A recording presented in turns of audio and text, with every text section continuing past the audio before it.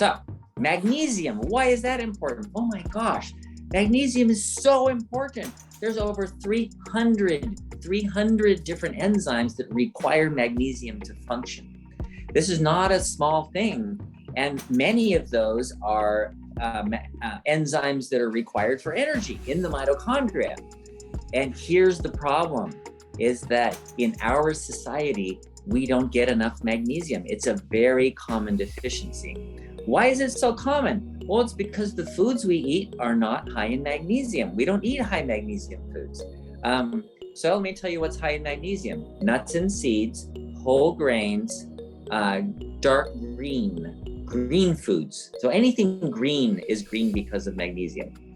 So the foods that we eat grains, right? Oh yeah, we get a lot of wheat, but guess what? The wheat has all the germ taken out, and guess what goes with it? The magnesium's gone.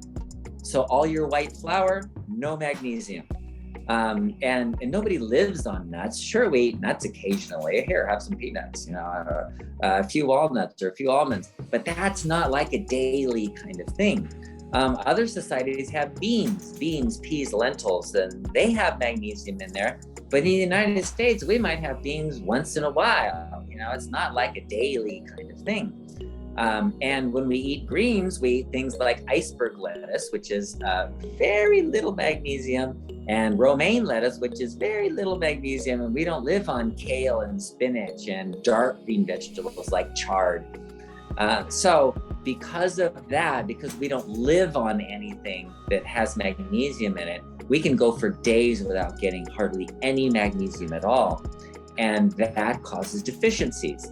So the deficiency in magnesium is really the problem, and it's a societal problem of the way we eat, the processing of our foods, for example, and not getting fresh green leafy vegetables and whole grains and beans and things like that. So how do you get extra magnesium? Well, that's what Leslie was talking about. Oh my gosh, you go to the store and you see this whole aisle full of magnesium, and it's like magnesium glycinate, magnesium stearate, magnesium oxide, and one of them says Neuromag. This is the best one.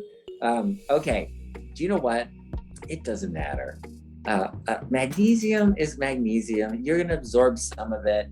Yes, you absorb a much higher percentage, 20%, 30% more of the chelated magnesium, like magnesium glycinate, than you do of the magnesium oxide. But that's not the issue.